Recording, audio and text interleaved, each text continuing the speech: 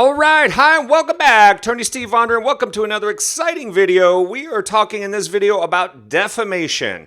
Hope you guys are having a great Saturday, but we're going to go over the top 15 defenses, Attorney Steve's top 15 defenses. This is by no means an exclusive list, but I think these are some of the main ones you need to know if you or your company is getting sued for defamation. So without further ado, let's head to the Attorney Steve litigation whiteboard. Here we go. Okay, so we were talking about defenses to defamation. I got 15 of my top beauties here, okay? These are things I've learned over the years.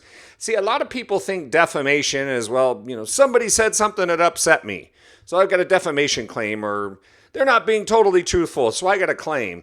So, well, you got to think about it, okay? So the general definition of defamation is a false statement of fact of and concerning the plaintiff, publicated to a third party, which tends to ridicule or scorn somebody, injure their reputation, and cause damages. Okay, so that's 1, 2, 3. That's a lot of different elements that need to be proven. If a plaintiff cannot prove each and every element, they can be subject to losing their case, and even potentially an anti-SLAPP case, which would allow a defendant to seek their attorney fees, and we'll talk about that in a second.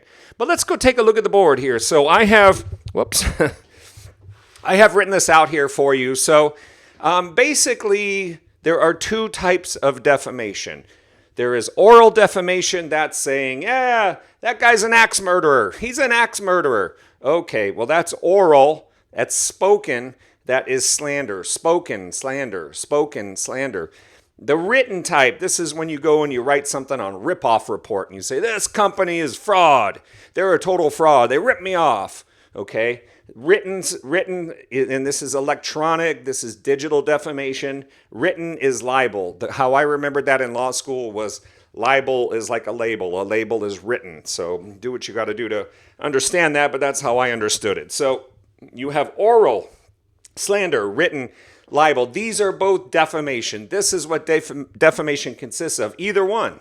Okay? So as I mentioned, you need the defamation needs to put someone into scorn, hatred, ridicule, disgrace, contempt, all these nasty words where you say like, oh my God, this is like, you've just ruined that person's reputation. Oh my God, this is insane. We've got to go to court. So a lot of people go to court, in my opinion, without a good defamation case.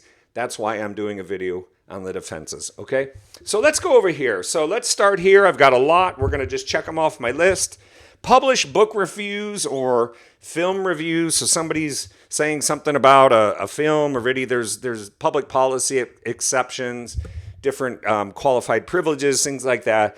You're making honest book reviews. And this ties into over here, opinion, okay? So I'm just going to tie those in. Your opinion. If you just have an opinion about somebody, in my opinion, he's the worst lawyer in the world. Okay, well, that's an opinion. So you're entitled to your opinion. If you're dealing in government agencies, that's a First Amendment protected, that's constitutionally protected right of free speech. But it has to be a real opinion. If you're trying to get fancy and couch it in terms of, in my opinion, this company is fraudulent, you got to be careful because a jury could look at all the circumstances and find that that's not actually an opinion. But opinions are protected. Opinions are a defense to a defamation claim. Book reviews, film reviews, those are usually opinions. Citizen testimony during legislative proceedings. So you're there at a zoning hearing, and you say, this councilman is a scoundrel. He's the worst in the world. Have him arrested. Okay, well, that's somebody participating in our governments and our civics. That's probably not going to go down as a defamation case, okay? Plaintiff already has a poor reputation.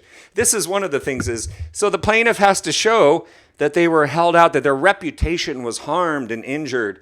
But what if their reputation was already injured? What if somebody said, that woman is a slut? And in fact, she is a slut. And that's what she does for a living, a prostitute. So you got to be able to show that your reputation was actually harmed. Okay? So that's another potential defense. Statements to large groups. If you remember my definition, it said of and concerning the plaintiff. It's a false statement of fact of and concerning the plaintiff. So what if it's made to a group like all NRA members are scoundrels, cheaters, and they cheat on their tax returns, and they're all felons. Okay, well, you may be making a statement to a large group. A lot of the members of the group may be offended, but it's not of and concerning an identifiable plaintiff, okay? So bear that in mind. What do we have down here? Wage and working conditions. So employees get a lot of protection. Current employees, former employees that talk about working conditions. The way the law is in the United States is we want to encourage people to say, this is a sweatshop or this one isn't. So those kinds of statements, while they may be true, are also going to fall into here. And I forget what law it is. There's a law. I don't do employment law, but there's something in here that protects whistleblowers, people that are talking about wage and hour, and I just can't remember the law right now, but that's going to get some protection. Now, here's the biggest one everybody always talks about. They say, well, you defame me. You went on Ripoff Report and you said that I charge $1,000 to put a screw in your automobile. And I say, well, that's what you charge me. That's the truth. You say, well, it makes me look bad. Well, but it's the truth. This is what you're doing. You're charging $1,000 for a little screw. Okay, and it took you 5 days to do it. I'm telling the truth. When you're telling the truth, that is a defense in a defamation case. This is a big one, okay? These two, to me, are the two big ones. Here's another one. No publication. If I send a defamatory letter to one person, and I send it to Joe Schmo, and I say, Joe Schmo, you are the most rottenest, smelliest, stinkiest, most corrupt individual I've ever met in my life. You are a fraud. You are a disgrace. You are the worst person that was ever born. If I'm just telling them and not publicating it to other parties or on, orally where other people are listening, or written libel that's going on the internet somewhere, there's chances are there's not going to be a libel because there's no publication. You have to have a publication to have something be liable, okay? Libel, I should say. Public figures. So this is your bloggers writing about your political figures of the day, your movie stars. You get extra leeway. You get extra First Amendment protection when you're talking about our movie stars, our politicians, maybe famous lawyers and things like that. You're going to get an extra level of protection. The New York Times standards is the case. New York Times versus Sullivan. I have it right here. This is what we call the actual malice standard. You will not be held liable for defamation unless you have actual malice in your heart, just actual malice. You had serious doubts. We call it the serious doubts test. You had serious doubts about the truthfulness of the article, and you printed it anyway. You just really crossed the line. You weren't afraid. You just said, I don't care. I'm going to get this out there. I'm going to get famous. Everybody's going to know me.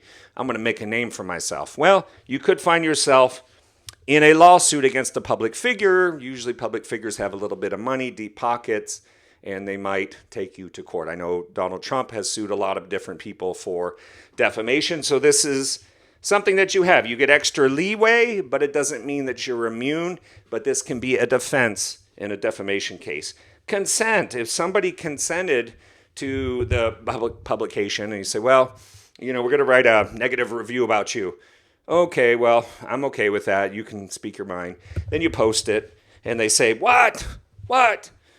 I didn't know it was going to be that bad. Well, maybe you consented to it. So that may be a defense in a defamation case. Let's check the box. Retraction apology letter. This is really important. If you're innocent and you just made a mistake, sometimes things are not being reviewed properly. You have an editorial process. It's not being reviewed properly. And it comes down, you say, geez, we just made a mistake there. Do a retraction as early as possible. Apologize.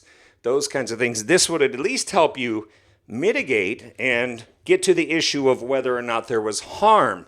Remember, part of the cause of action is you have to show you're injured, your injury to your reputation, okay? So retractions can always help you out for innocent mistakes.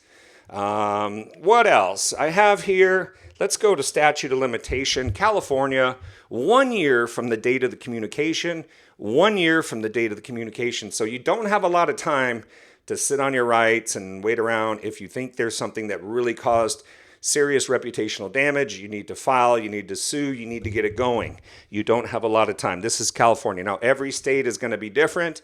They're going to have different rules. There's different tolling statutes.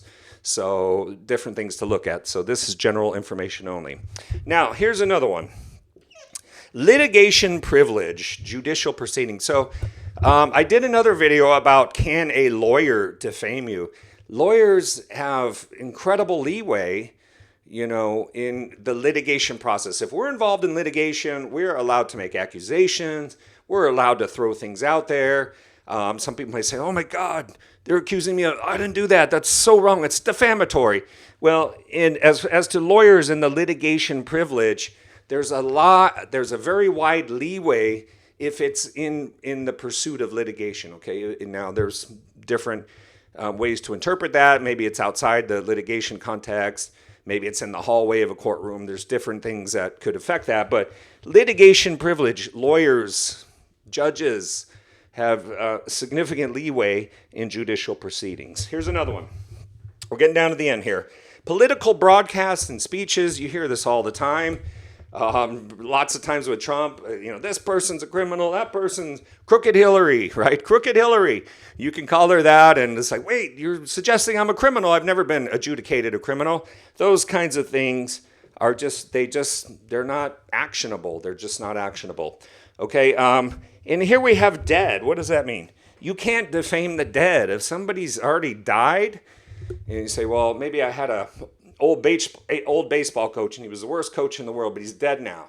You can write anything you want. You can say he was the worst son of a bitch coach I ever played for. He was doing this, he was doing that.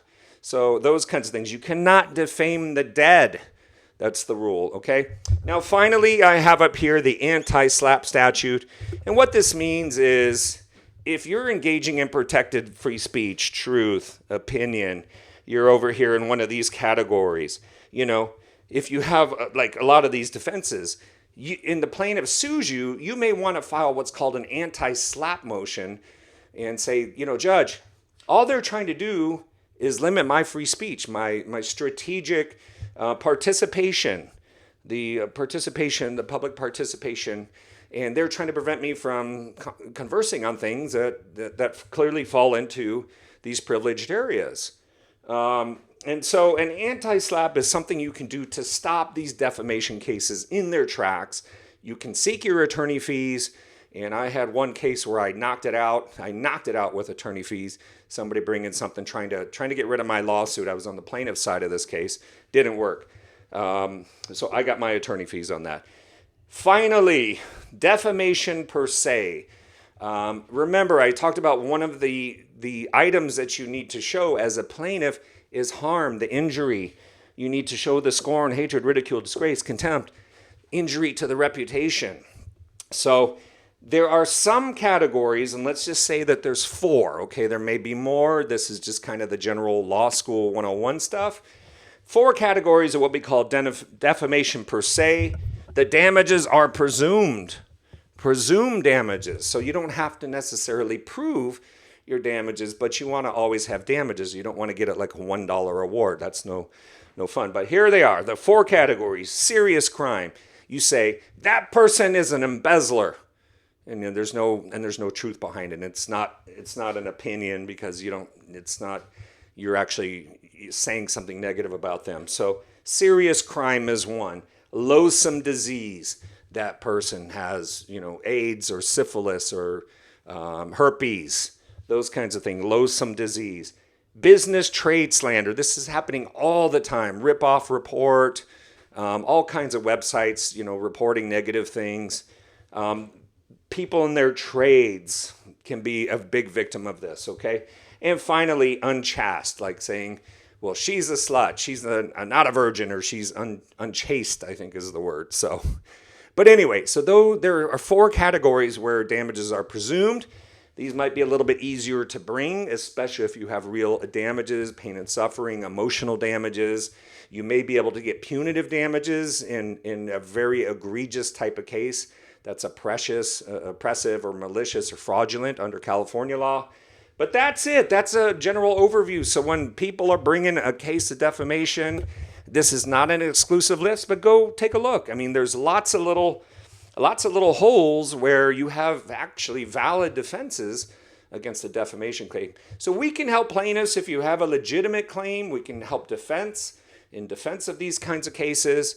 But you know where to find us. I hope this has been an informative video for you. You can find us on the web at attorneysteve.com, the first name in legal services. So I got to run.